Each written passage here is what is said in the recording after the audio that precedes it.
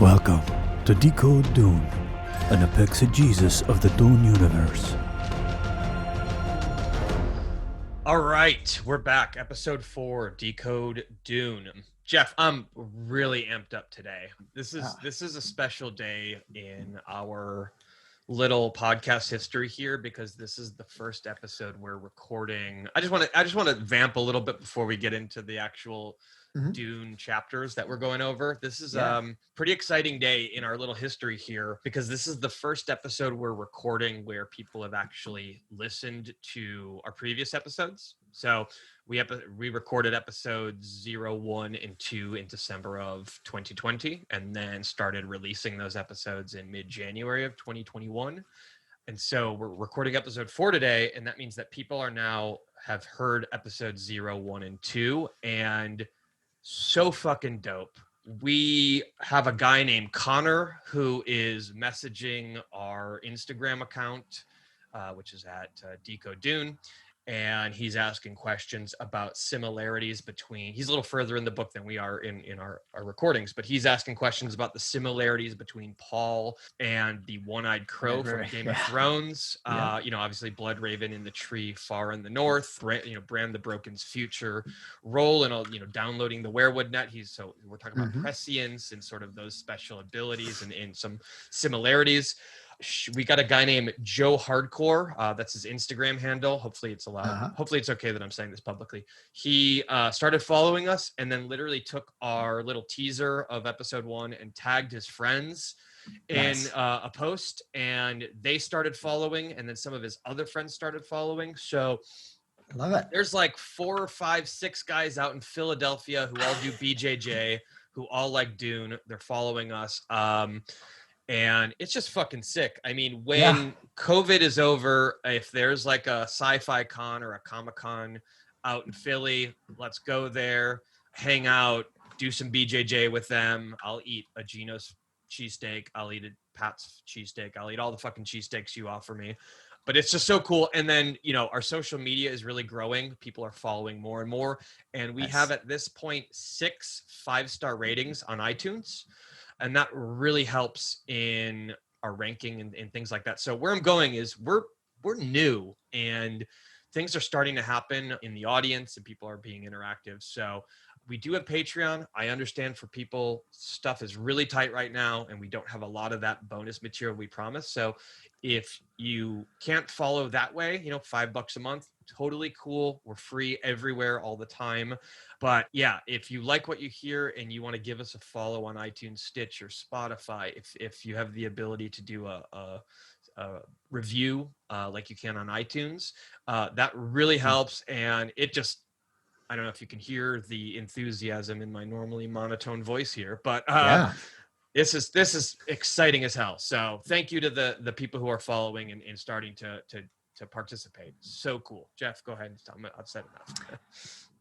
No, it's exciting. Yeah, it's really great. I'm looking forward to grappling with some folks in Philly. It's just really exciting, and I think we're getting to that place. We kept saying we were going to get to a spot where the action starts to pick up, and I think we're there now. So to jump into the thick of it. I think that makes me excited. Yeah, absolutely. So if we were to dive in, we're on page 48 rather, in our edition of Dune, and Yueh is entering the training room where Paul is.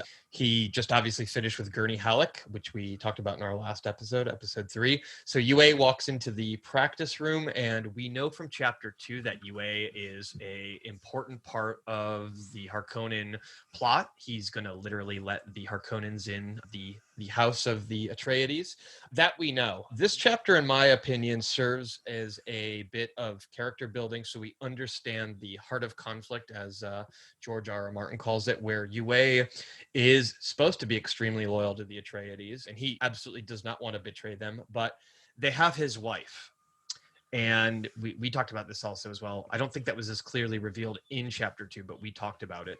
Right. They have his wife. It's not clear to him whether his wife is alive still or dead, but if she's alive, he's going to do whatever he can to try to save her. And then obviously we get a little bit more about the Orange County, or the OC Bible, which in my mind, I said it on a previous episode. So we're in Southern California. I think everyone in America or the world knows what Orange County or the OC is from, the MTV show or whatever. I see OC Bible and I just think of Orange County and, Republican white people and shit. Oh yeah. Well, I think it was the HOC Bible originally. It's the Housewives of Orange County. Yeah. Right. Live, laugh, love, I think is the chapter 1 of the HOC Bible. Right. So yeah, we definitely see here the like I said, the heart of conflict. Yueh is he gifts Paul a very small. This is kind of like a steampunk sort of some of the cool technology of the Dune universe. He has an extremely small copy of the OC Bible that basically it opens and then you can basically read it via a small magnifying glass. So it's a really cool contraption. But I want to talk about the OC Bible a little bit, just so that I want to talk about 2 things actually. Mm-hmm. One of them involves the OC Bible, just so that we're a little bit more clear on some of the background here, because it was vaguely mentioned in previous chapters. We didn't really talk about it either, though. So the first thing I want to talk about is, thanks to the trusty Dune Encyclopedia, which is out of print and extremely expensive, but we have it as an investment we've made into the podcast. I want to talk a little bit about the timeline, because now we have a close to canon version that is made more clear than anywhere else in any of the Dune books, to my knowledge. Mm-hmm. Where we're at, so they have the timing of the current universe of Dune is very similar to the BC AD or ACE time we kind of have here on Earth. So anything before the beginning of the Spacing Guild and the CHOAM company and the Lion Throne, which is obviously the Imperium, the Padishah Emperor's throne, that is all in year 0. And so similar to like the birth of Christ or what have you. Anything before that is the equivalent of BC in BCE in our world. In their world, it's called before Guild. So just to give you guys a sense of the timing of this, the year that the United States dropped the atomic bombs on Japan in World War II is 14,255 in the before Guild timeline. So that's 14,255 years before the start of the Guild. Very interesting here in the encyclopedia, it says that the seat of the world empire is moved to Washington. So in the contemporary Dune universe of the book, it views that there's this continuum of empire that moves seats on planet Earth before moving off planet. Earth is renamed as Terra, like Latin for earth or dirt. So it does consider the seats of power, stuff like Alexander the Great, the Roman Empire, then the Byzantine Empire. China is the only part of the world that's not part of the empire. Then the empire is moved from Madrid in kind of the post Christopher Columbus time to London, and then from London to Washington, and then space travel basically begins. So Washington is kind of viewed as the last seat of the empire on planet Earth. But anyway, so that's 14,000 years before the beginning of the Guild. And again, the CHOAM and the Lion Throne, the beginning of the Padishah Emperor. That is a full 10,000 years before the events of this book. In fact, Paul Atreides, who's 15, is born 10,175 years after the beginning of CHOAM and the Guild. And obviously he's 15 in the current moment we're in. So that's the sense of time we have here. Yeah. So where I'm going with this is in terms of religion, and this is all in the appendix of Dune itself. So if you've read, you could have already read this, or you could be reading this now. One of the interesting things is that once you add space travel to kind of the global religion, or the set of global religions on our modern day contemporary Earth, once you add space travel, you start to have a game of telephone where religions change and morph. Genesis from the Old Testament is amended to include the idea that God created man to travel off world. So there's a handful of religions on Earth. They spread, 10,000 years goes by, they become even more distinct than they were on Earth. And then space travel continues to morph them, even more. So what ends up happening after the Butlerian Jihad is you have a bunch of the religious leaders of any religion with more than 1 million followers come to realize that they need to kind of solve the religion problem. They ultimately realize that there are certain sort of golden rule equivalents in every religion. Like every religion says, treat others how you want to be treated. So what they do is create the Great Ecumenical Council, and they all meet as a gathering to say, how do we kind of more create a uniform religion so that the Imperium will, I mean, this is my reading of it, is how the Imperium will sort of have more of an official religion, sort of like how Catholicism became the religion of the Roman Empire. And they go back and forth for a long time. It's a pretty unproductive gathering. A lot of the locals of individual planets really hate what's happening. But eventually, they end up creating, they basically take, almost like the way Netflix creates TV shows and movies, where they take a little bit of the data from every viewer out there. They basically take all the religious literature in the universe and basically say, how do we create one given piece of religious text that everyone can enjoy? I'm doing air quotes here. Everyone can enjoy. And it's called the OC Bible. And to my knowledge... that everyone can enjoy is my favorite part of that. Yeah. To my knowledge, 85% of the people of the Dune universe rejected it. So Yueh is a follower of the OC Bible, of that religion. But as far as I can tell, because it says very clearly in the appendix, people on this council were murdered. A bunch of people immediately denounced it after it was published. This is not, there's still 100 and 1,000 religions in this universe, if you will. Oh, yeah. And the OC Bible is kind of a minority religion, but no less. It appears to be the religion that is the closest thing in the Atreides household. Well, yeah. Absolutely. So there's a right. So there's a drive to sort of unify religion. Yeah, we've had this experience. The Enlightenment, maybe. So we have these basic principles. You try to morph or change people's. So one interesting thing, maybe just before we dig into that, is that when we talk about religions, the ones that seem to have survived, I mean, yes, there's lots of secular stuff going on all throughout the universe, and people have stuck with their, well, anyway, there's a lot of diversity at the individual level, but universally, in terms of like state-supported religions, you have these religions that are all fruit from the Abrahamic tree. Mm-hmm. And that I find super interesting, with the one exception where you've got Zen Buddhism mixed with Sunni Islam, right? Which is the religion of the Fremen. Right. The thing that's so surprising, I guess, for me is the role that religion plays. It's very deeply entwined in pretty much everything that everyone does. Right. And I suspect we're talking about this at this moment because, well, Yueh is giving Paul this version of the OC Bible. Mm-hmm. So this idea of like, what are the state-sponsored religions? Potentially, like, what's the religion of the Atreides family? Because I don't think it's clear what that is or what it might be. Yeah. I said a couple minutes ago that's the religion in the household of the Atreides family. I don't think, I didn't mean that is that in an official way, but it doesn't seem like Yueh is concerned that Leto would see Paul reading it and say, get that out of your fucking head. Yeah, right. No, I think it's probably commonly accepted. Mm-hmm. Just unclear to me because there's no hint of the Atreides. For instance, the Atreides family doesn't perform any kind of religious ceremony before they leave. And they definitely don't perform one when they arrive. Right. So they're probably just like most neoliberals. Right. Lapsed Catholics, if you want to call it that, or like. Yeah. I mean, yes. Yeah. I mean, they're first and foremost, they're concerned with their own status as a part of the ruling force universally. Right.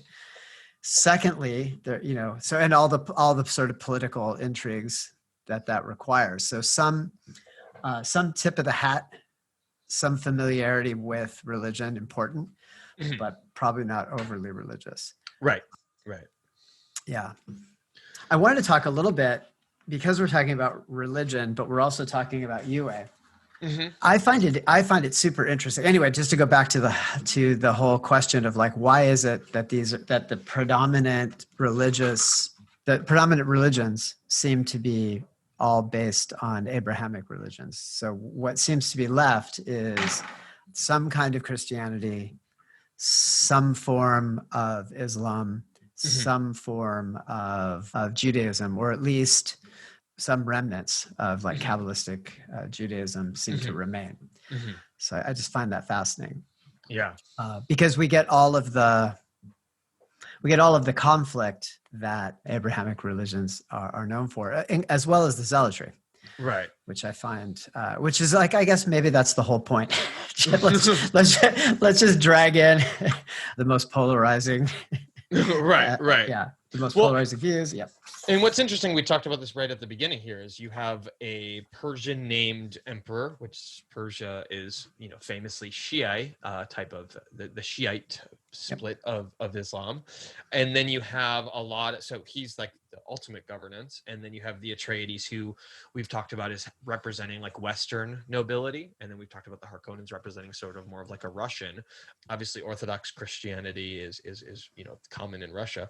But with that, you would wonder what happened on Earth. I mean, maybe there's more reading we can do and we can continue to explore this. What exactly happened on Earth where the power balances were at the time that the Padishah emperor started? It was someone with a Persian name as opposed to more of a Western European name. So maybe Herbert is insinuating that as time goes by, you're going to see the hegemony of the Christian world diminish and others increase, and consequently the space version of our society is going to look quite a bit different. Now, if you put it into contemporary context, if China gets control of space before the United States, we're going to have a Chinese I don't want to get into contemporary politics too much, but I mean, the Space Force thing that the United States has created is controversial. People made fun of it because Trump was the one who brought it in. And I'm not a Trump fan, but it's not the dumbest thing in the world to try to patrol the skies, except, in the space version of it, as long as we don't deplete our resources, because whoever does it first is going to have control over all of the satellites, arguably. So what I'm talking about is, what is the multi-planet governance going to look like when multiple organizations can control space? It's a great question. As a matter of fact, I read an article yesterday that suggests that Elon Musk, owns a quarter of the satellites in the sky right now. Oh, right. Okay. So a corporation will then. So, well, it's going to be a mixture. It's going to be governments, institutions, and a mixture to sort of flee, to jump into a different space opera realm, right? In the Expanse universe, it's the Mormons who build that giant ship that they want to head out in. Yeah. Yeah. I just find it fascinating. There seems to be an assumption. The underlying assumption, I think, comes from the Jungian psychology we talked about before, that the underlying myths are kind of inescapable for Homo sapiens sapien. So however we develop, whatever evolutionary potentials are there, one thing we can't escape is that tug that the monomyth has on us. Right. Right. Now, this could be because, there's a lot of Jungian psychology in Dune. Well, maybe almost as exclusively Jungian. Yeah. So that belief that it's not just the expression is religious, but it may actually, I think from Jung's perspective, it's some kind of, it's a drive that humans have, and that this mythology will show itself everywhere and always. Now that turns out not to be true. Right. Monomyth, not real. There's lots of issues here, but it doesn't matter. In 1965, it was probably pretty real and super cool if you smoked a little pot. Yeah. So at that time, in this writing, I think all of this seemed very plausible, that you could just wake up 10, 20, 30, 40,000 years in the future, and you would have the remnants of these myths. And of course, this is central to the book, right? The struggle between these strains, these different groups who are all branched off of the Abrahamic religions would just remain. Yeah. Because the underlying drive that humans seem to have toward religion would remain the same, and that the underlying myths would remain the same. Right. Yeah. Part of the reason I brought this up is also, this is partly an editorial as the co-host here, is when I read, we've talked before about this sometimes parsimony of Herbert's writing, or how direct it might be. he peppers in the OC Bible several times by now, and this is the first time that it's sort of discussed with even a passage later on in this chapter. And this is a very short chapter, so we'll speed through the rest of this. But Mike, your co-host here, is going, when I'm reading this, I'm going, I need to know more. I need to know more. I'm someone who buys the Atlas of the Tolkien world, the Atlas of the Game of Thrones world. So we have this encyclopedia. I commented to Jeff was, when I was, before we decided to make this a podcast, I was saying there's just so much more I want to know that really the detail isn't really given. And it turns out this encyclopedia and the appendices and things like that are really answering that stuff. So if you're a reader like I am, this is the kind of flavor that I want to make sure gets brought out into this podcast earlier. The history behind things, some of the mechanics. We talked in the last episode or the episode before that about the Holtzman effect. That was something that was on my mind for quite a while. So that's just a choice that is important to me. And I hopefully the audience has some of that curiosity about the stuff that isn't explained at all in the given text of Dune. So here we are. Yueh is in the practice room with Paul. Paul's got a lot. So Yueh is, he's a doctor, but he seems to be also fulfilling the role of what I would think a mentat would do as well. But, Paul's got a lot of questions. He's like, table stakes. They're leaving for Arrakis tomorrow. Uh-huh. So this is when the big journey is about to begin. And Paul's like, what am I going to be doing during the traveling? And what, he just has a lot of questions about Arrakis. So this is where we learn, I think, directly about the Fremen's blue and blue eyes. And that comes from the fact that the melange or the spice is in almost everything on Arrakis. And if you consume enough of it, it will saturate your blood and your eyes will become blue and blue. We learn that there's multiple populations on Dune, or on Arrakis rather, that is, there's the Fremen, but then there's also the people of the Graben, the Sink and the Pan. There is some intermarriage between them. We learn phrases that get repeated throughout the book series that polish comes from the cities, wisdom from the desert. I think obviously that's because the Fremen, who are the desert dwellers, need to rely on, frankly, a lot of folk wisdom for survival that you don't necessarily need to rely on in a water-rich city or things like that. So I think, I could be wrong, but I think this is one of the first time that the sandworms are mentioned, and obviously they play a big role in the story once we're on Arrakis. So again, all of this stuff is, we're on page 50 here, so there's still a lot of development happening in the characters and in the story and where this is all going. So this is kind of what we get out of this. We then learn Paul is given the Orange Catholic Bible. He can read a passage with the magnifying glass. And this is where we learn a little bit about Yueh's, I guess his heart of conflict or his inner terror of what's happening is. Yeah. So Paul, before we jump into the conflict, we should talk a little bit about what it means to be from the Sixth School and what kind of doctor Yueh was. Yeah. So first and foremost, Yueh is like an herbalist. Uh-huh. That's the core training. So they're. I'm trying to think of a name where they just put a little bit of something in a lot of water, uh-huh. and then sell it to you as a full blown cure. So some will remind me of what kind of medicine. Snake oil salesman? No. Well, no, because there are modern versions of this, and I wish I could remember the name. But they basically touch the herb to like a gallon of water, and then you just take a droplet, and you're supposed to get all the benefit. Oh, right. Usually, I'm sorry, I'm usually a little on it in terms of these things, but for some reason my memory is off today.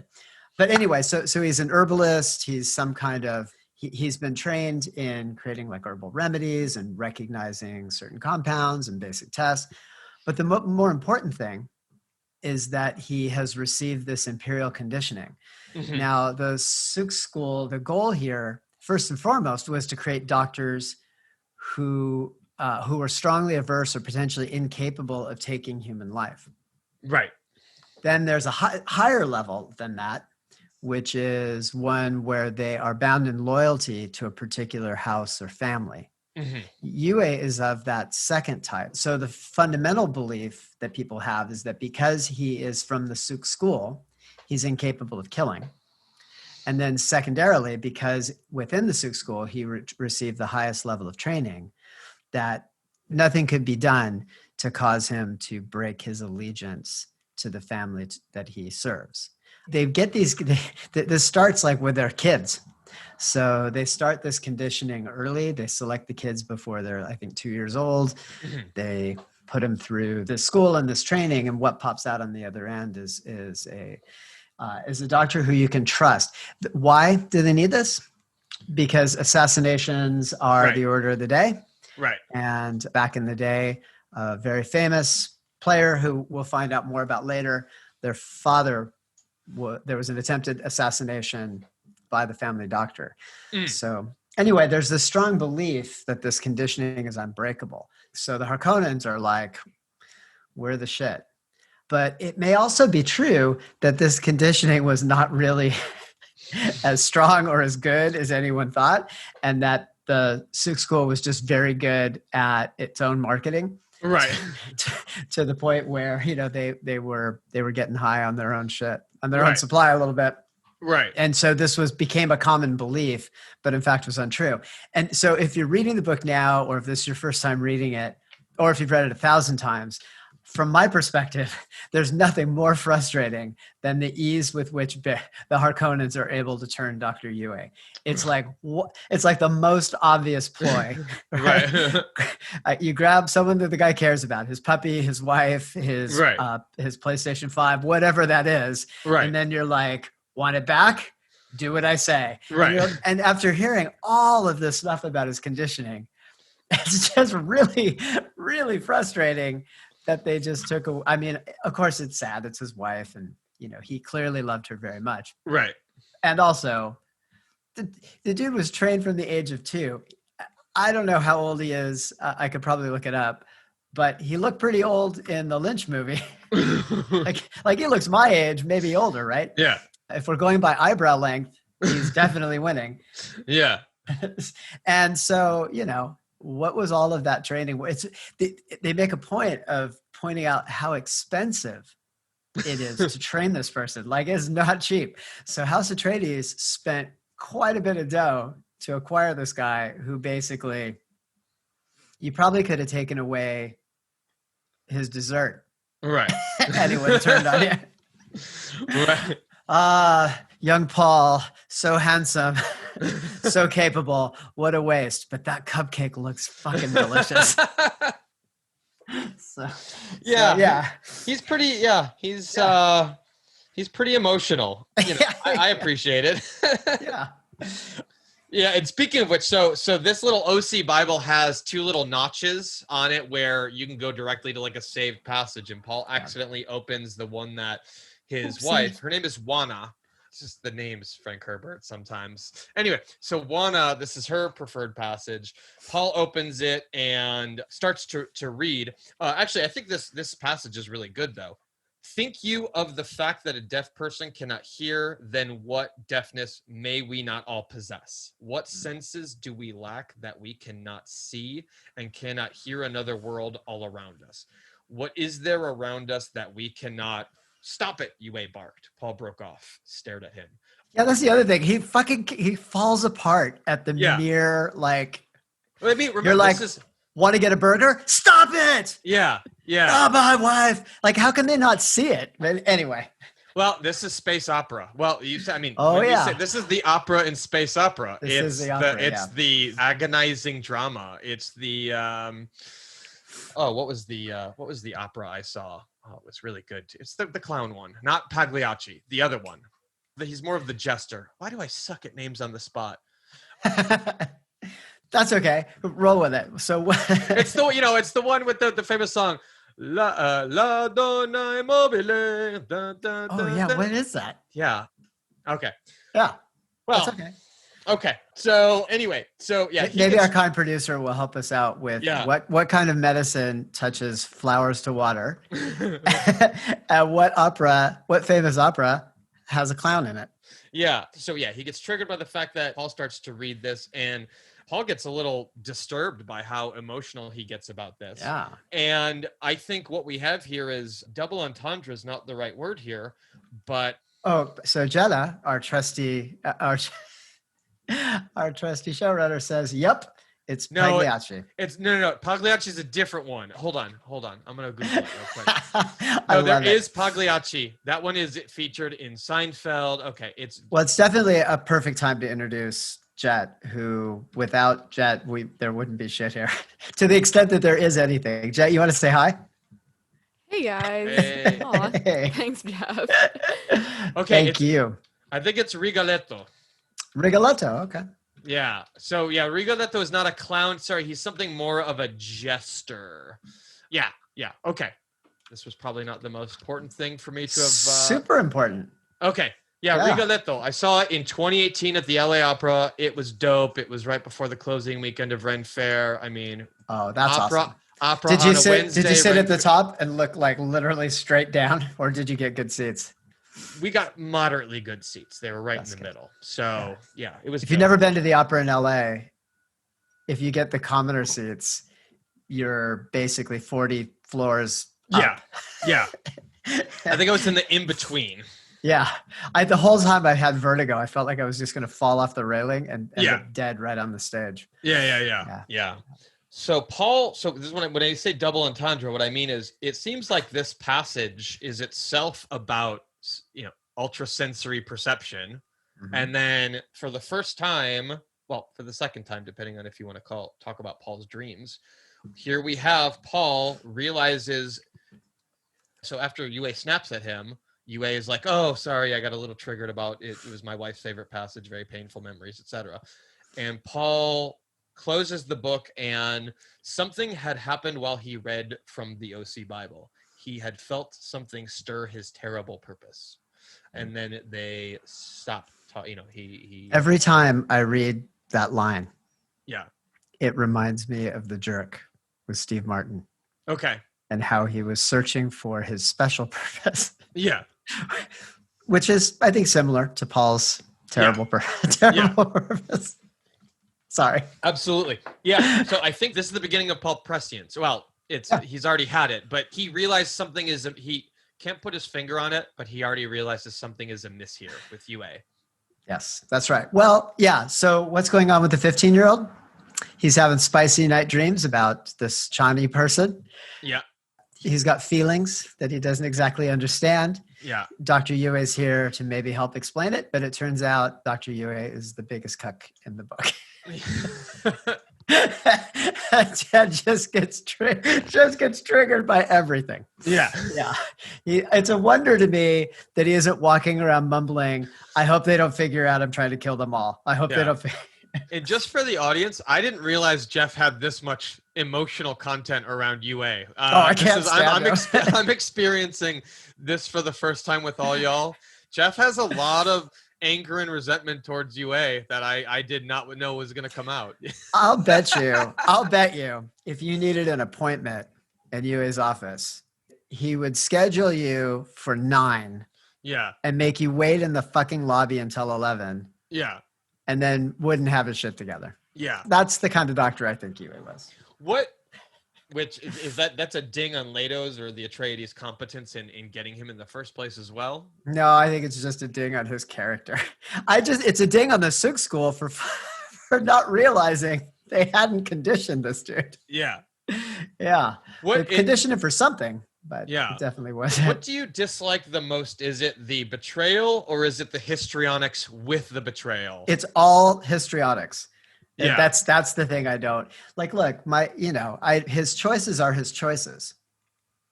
And I don't mind some conflict a la like Jamie Lannister. I don't mind the sort of like back and forth and being conflicted. Yeah. As a matter of fact, I really enjoy that. But Yueh's he's almost two-dimensional in this fact. Like there should be more tension between his conditioning, what he was trained to do, and what he is doing. Right. But there doesn't seem like when you hear his internal dialogue, he's motivated by two very simple goals. And the conditioning plays almost no role in it other than the fact that he got the t-shirt when he graduated, right? So one is his hatred of the Harkonnens, which is fueled by their abduction of his wife. 2, that's it. Yeah. It seems like if that's all, it just seems like a huge waste of everybody's time. Right. The Suk school seems bad. I have in my notes that this all is a shortcut in the writing, and I respect it. The real story here, my analysis in I'm getting a little further along once we start getting towards page 140, 150, whatever, is this stuff with Yueh is just is it a MacGuffin? Is that the term for it? It's just a means to an end to open the door to us getting to the real shit. Yeah, and that's it cool. is. It's cool, Frank Herbert. I get it. Yep.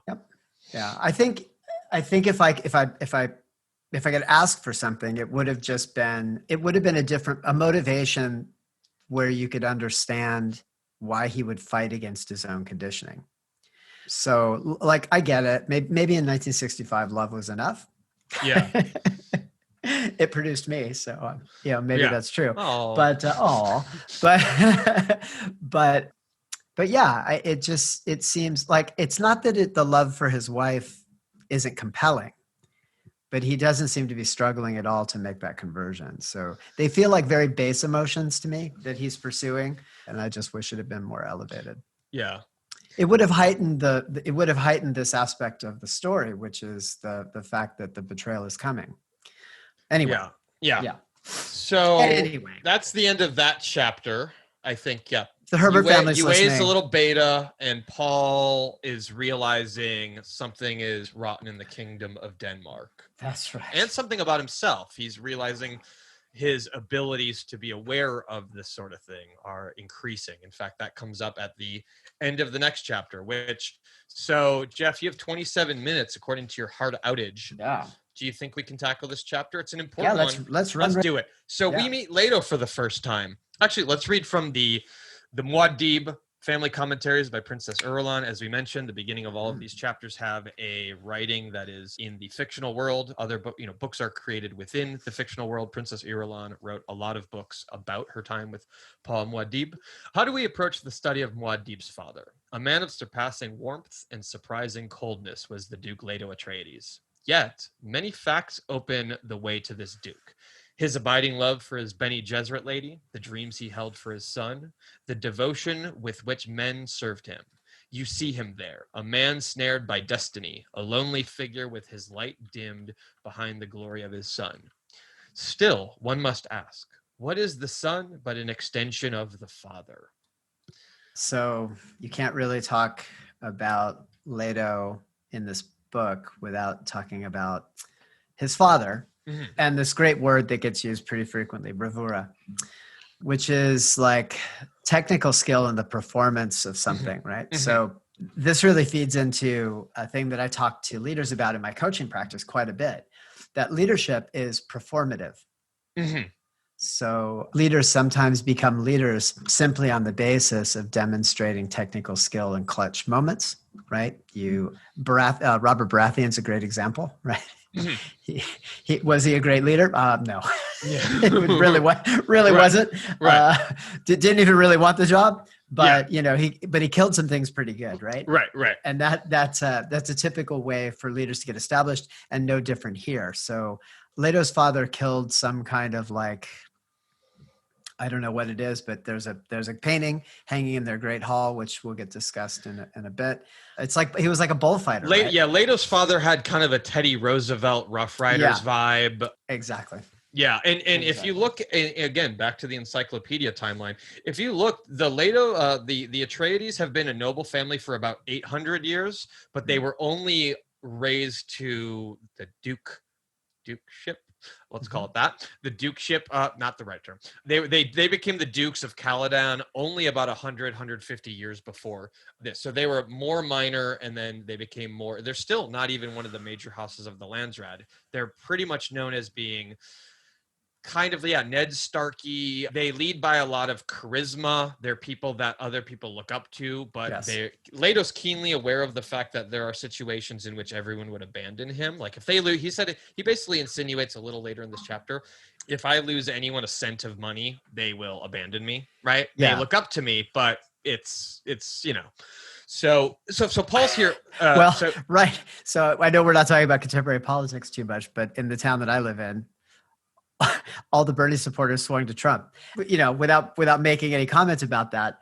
That's exactly what's being said here. What he's saying is that there's this sense of fairness for which he's respected. It's a kind of fair play, and yeah, he's interested and cares about people. That's the charisma that shows through. People feel like he has their best interests at heart, even when he's pursuing his own. That switches in a heartbeat when resources become scarce or times get difficult. I think that's what he's referring to. Right, yeah. right. So here we are. So Leto is introduced.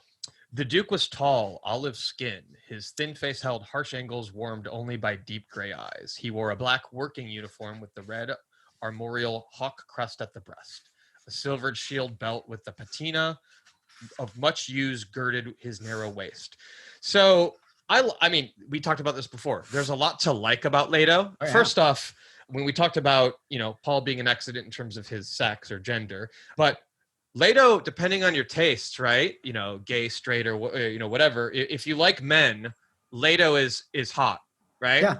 And Jessica is hot. If the Dune 21 movie has a sex scene with Oscar Isaac and with, I think, what's her name, Rebecca Ferguson? Oh man, it's like she's a Swedish actress. She was in The White Queen. If they make a sex scene in that movie so that they show Aaliyah being created, his Paul's little sister, I'm not going to complain about it. Let's fucking do it. They're hot. Yeah. Hot people. They're fucking, it's great. But anyway, so there's a lot to like about Leto. He seems, we've clowned on him quite a bit and we'll continue to, especially as he's tap dancing on ice skates later, but he seems competent and he has a presence and he is someone who's totally there, which when I read this or have reread this, and I've been thinking about you and your practice of Buddhism, I've been thinking like, what does his presence and his presence and fully being there mean? How would that show to other people? What is it like for him internally? Tell me about that, Jeff, if you can. I can a little bit. Put you on the spot with your no. That's perfectly right. So maybe the right way to approach this is to talk about what. There's a lot here, but let me see if I can boil it down. Well, we can talk about converts in general, converts to any particular religion. Yeah. So what happens to them? They usually go like a little bananas, right? Mm-hmm. So in the case of Buddhists, when people start, or any kind of sort of meditative practice is I think applies equally to Hinduism and others, but you start meditating and then some people sort of get high on their own insights. Mm-hmm. I remember, and I'll probably tell the story multiple times, so you have to stop me in the future if I do it. But I remember one time I was at the Santa Monica Zen Center, and the Roshi was just giving a talk before a group meditation. And this guy kept asking questions, and the questions all had the same theme, which is, what happens if I have a thought that's really interesting or important? And the Roshi kept telling him, you won't. So I get why you're concerned. And finally he goes, well, what if my thought is actually the cure for cancer? And the Roshi said, well, okay. If and only if it's an actual viable cure for cancer, should you abandon your meditation? Otherwise, just let it fucking go. And so the reason that I'm talking about this is that people become really in love with the thing they're doing. And that can easily sort of overwhelm the practice itself, and it can block you from receiving benefits. So you can also get a little crazy. So the Tibetans call it lungi. It's when meditators just kind of leave. Mentally, they check out a little bit, and you can tell they just are a little bit, they act crazy. So why am I talking about this? Because it's the absence of presence. Mm-hmm. So when you think about meditation, any kind of meditative practice, a thing that you hear all the time is you want to be in the present moment. Mm-hmm. Well, to be in the present moment means to be a participant in it. Mm-hmm. So whatever realizations you may have, whatever secret knowledge you think you have attained, or wherever you think you are, like I'm level 32, something, right? Whatever you think is happening, what the practice is really asking of you is to be your whole self in the present moment, which is very difficult for humans. We like to live in the past and we like to run away to the potential of the future. Right. But we're very uncomfortable in the given moment.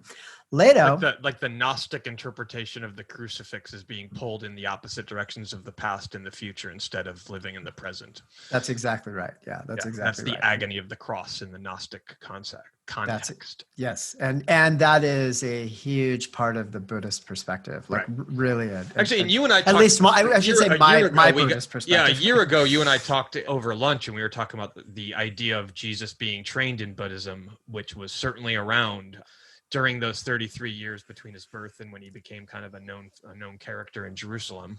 Yeah, I mean, whether he was trained, I don't know, but the opportunity for exposure, cross exposure, actually very high. Anyway, but I don't know how important that is. What I would say is important is that what happens to most people is I want to meditate. So what do you do in that meditation moment? You want to check out. Right? So you hear people who meditate like, oh, it was so peaceful. It's a form of checking out. It was this, it was that, right? That's all checking out. A good meditation teacher would just wag their finger at every single one of those things and say, that's not it. You have to go back and kind of do the work. What is the work? The work is to be here. Why is that important? This is like a leadership skill as well, to be present. So you're walking through this sea of people being. And you encounter there's a lot of emotional pull. There's tons and tons of things to distract you. Then you get a guy like Leto who's able to just kind of chart a course right through it. And when you meet people like that, you definitely sense it. You know, whether he is physically attractive or not, I would absolutely guarantee that people were drawn to him. Because people who can really fill the space of a moment genuinely and who can respond to people around them like genuinely and fully, it's very rare, and you definitely feel it. Right. So part of what he's doing is performative. He puts on the costume, he puts on the mask of the role of Duke, but he's also a pretty adept at being right in the moment. Yeah. So that's what I think about that. As a leader, this is the kind of person who, if you needed guidance and you received it, you'd probably trust it. Right. Even if it ran counter to your inclination. So there, anyway, I think it's a cop out to say, well, these people if you see them, but I think it's true. Anyone listening can probably recall a handful of people who, when they spoke, it was like, to borrow from a little bit from Buddhism, it was like the ringing of a bell, unmistakable. You're like, oh, right. I should do that thing, or that I understand that person, or I align with that person. Right. That's rare. Right. Right. And Leto's got it in spades. Yeah. And so we meet him where Paul and the Duke are in the same room for the first time in the book, and they have not really had a lot of time together since Leto got this promotion, as you would call it. And this is still on the same day. They're leaving for the next day. Leto's internal monologue says, I need to catch some rest on the transport over. There will be no resting on Arrakis. He's clearly aware of the danger in the situation. Yeah, there's a lot to say here where I'm starting to be a little anxious about our time. But don't worry about it. Don't worry about it. Just keep going. So Paul, first and foremost, as Paul starts to talk to him, he cannot help but think of the Reverend Mother's words, for the Father, nothing, right? So he's coming into this conversation going, I haven't seen my dad in a while, haven't really had a chance to talk to him. And as far as the Bene Gesserit are commenting, who just put me through this painful test, and just to add on to this, they're telling me to focus on learning the voice better. They're telling me to continue training. They're not discouraging it. They're telling me skip the order of training, all this stuff. They say my life's going to be in danger. I might not just survive, but they're telling me this is a dead man I'm talking to, basically. Yeah. And as we commented before, Paul's 15, so he doesn't, this is not an old man of experience here. So, so he's asking, his dad stuff like, is Arrakis going to be as dangerous as everyone says? I think he's testing to see if his dad will BS him, and Leto doesn't. He says, no, it will be dangerous. We talk about how there's a plan for the Fremen. There's this sense that there are far more. So I think this is what Yueh said, actually, or in the chapter before. There are far more Fremen than the Harkonnens believed. And we come to learn a little bit about so there's a lot of things we learn in this chapter. That's why I say this is a big chapter. We learn a little bit more about the CHOAM. The CHOAM is the Combine Honet Ober Adventure Mercantile. So good kind of Germanic-y name. The CHOAM is basically a company where the directorship of the board is basically a representative of every one of the major families. In the handy Dune Encyclopedia, we learn a little bit more about the CHOAM company.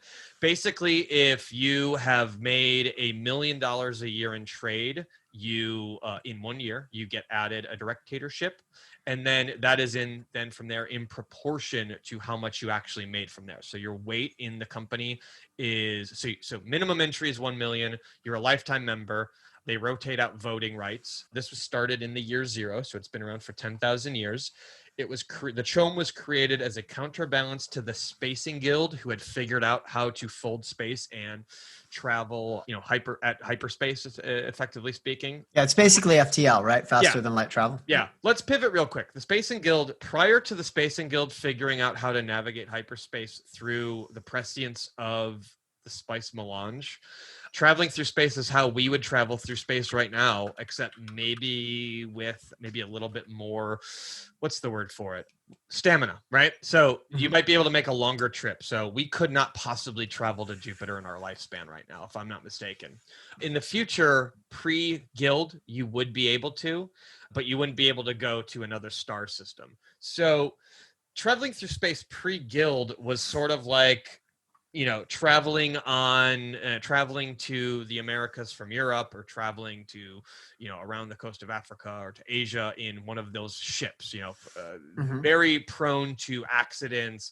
A lot of the cargo wouldn't arrive. There was piracy everywhere. So the Guild really created, let's say it went from 100 planets populated to like 10,000 planets populated because of the Guild. So that's the degree to which they accelerated the ability to travel through space, both humans, cargo, the ability to create connections and communication between different planets. Yeah. So really the Guild is what created the true 10,000 planet empire. So the CHOAM was created as a counterbalance to that by the Landsraad, or the major houses, to counterbalance the power of the Guild with the ability to control trade. Yeah. So Leto is thinking this is the first time we might make $1 million and be added to the director board of CHOAM. That will increase our power because we're guaranteed to be a part of it now for every year in the voting. And CHOAM, he comments here, few products escape the CHOAM touch, the Duke said. Logs, donkeys, horses, cows, lumber, dung, sharks, whale fur. The most prosaic and the most exotic. Even our poor Pundi rice from Caladan. Anything the Guild will transport, the art forms of a cause, the machines of richesse and ix, but all fades before melange. A handful of spice will buy a home on Tupile. It cannot be manufactured. It must be mined on Arrakis. It is unique and it has true geriatric properties. There's a couple of things going on here. So just from a science fiction point of view. Yeah. So we have in Dune a kind of faster than light travel.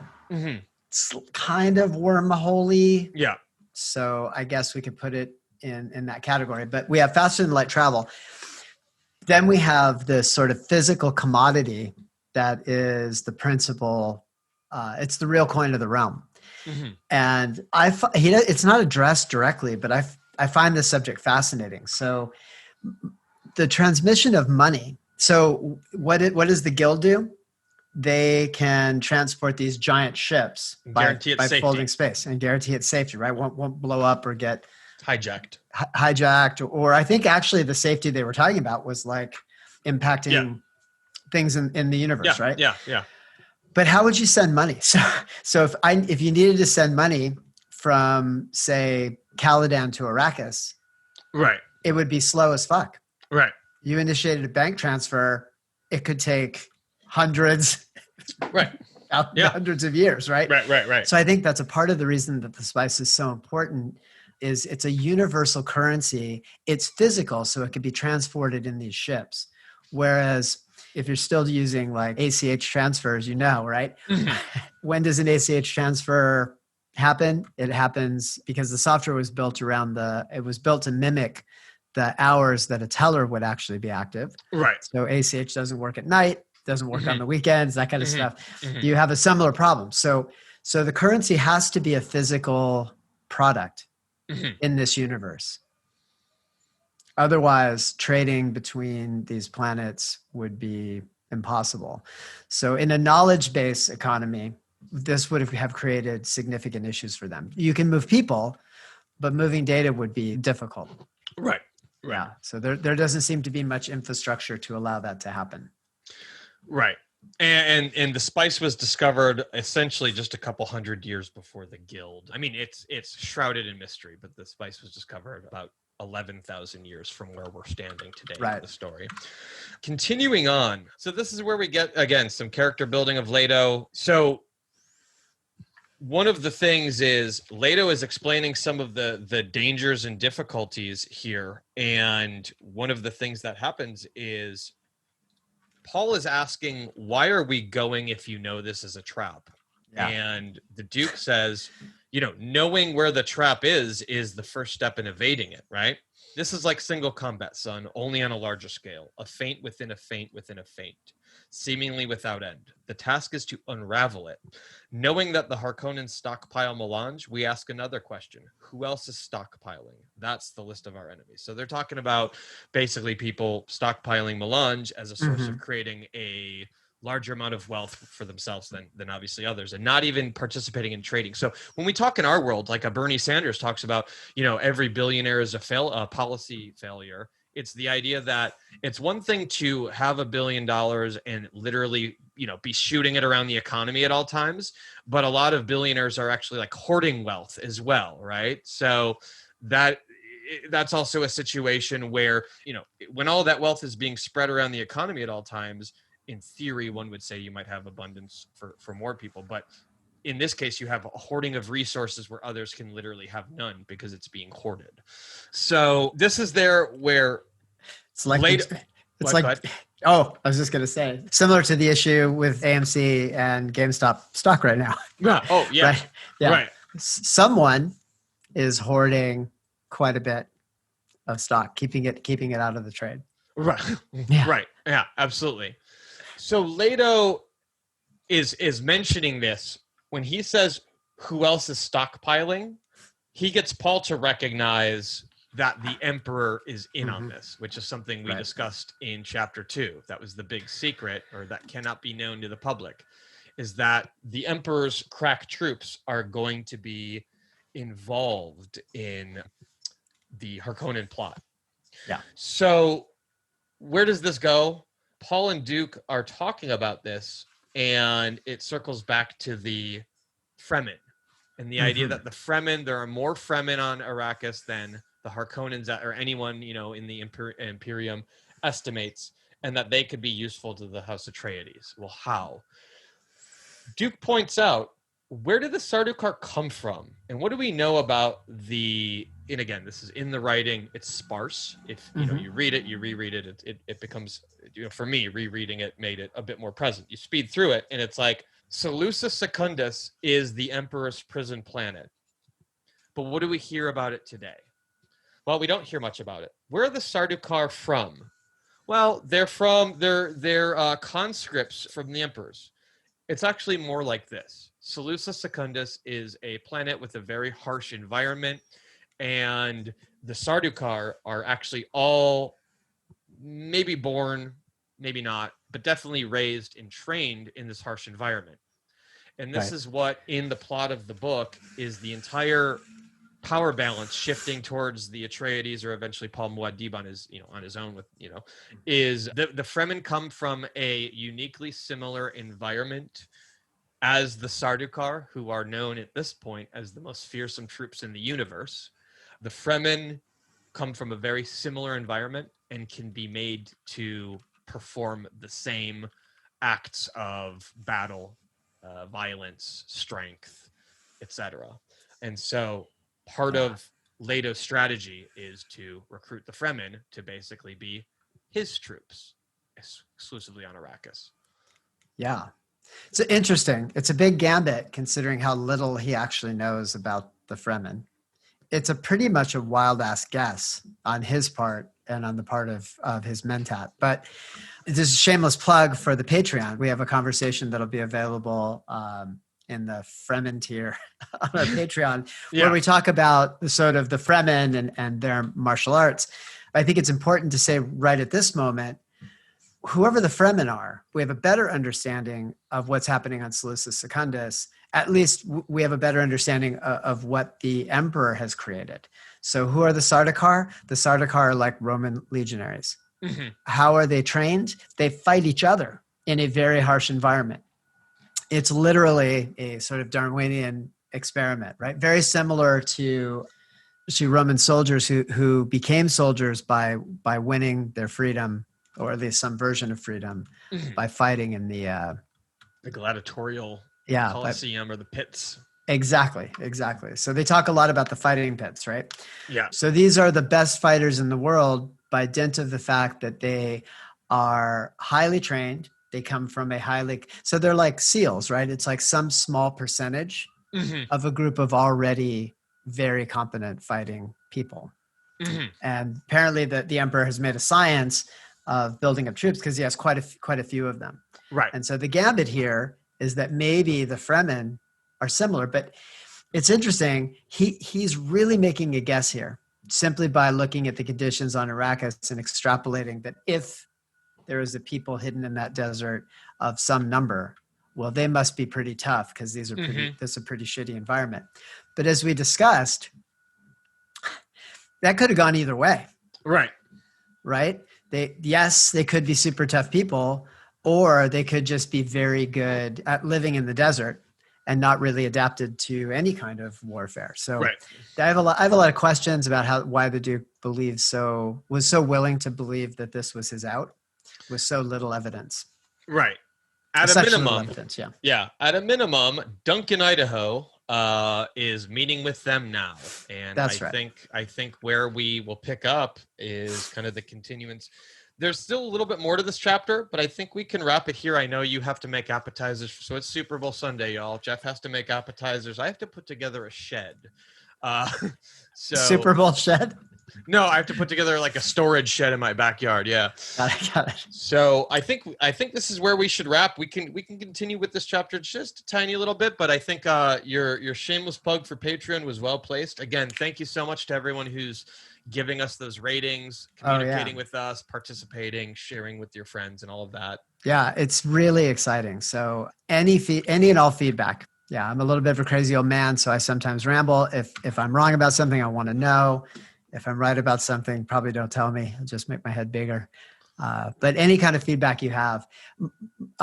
Mike, how can people reach us? So patreon.com/Decode Dune. If you look for Decode :Dune on any of the Stitcher, Spotify, iTunes, Libsyn, you don't even need to use the colon, to be honest. So Decode Dune. We're on Instagram at Decode Dune, Facebook on Decode Dune. I would like to think do a good job of posting links to all of the places you can get us on any of those mediums. So if you go to our Instagram, you'll see the links to the sites from there. Facebook, same thing. So you can like and subscribe. And yeah, it's just super exciting what's happening, especially now that we're in the era of people being able to listen and communicate. So we'll be keeping in touch with you guys in the meantime. All right. Well, have a great day. Enjoy your Super Bowl Sunday. All right. See you, everyone. See you next time. Bye-bye. Like and subscribe wherever you listen to the podcast. Become a Patreon supporter at patreon.com/decodepodcast.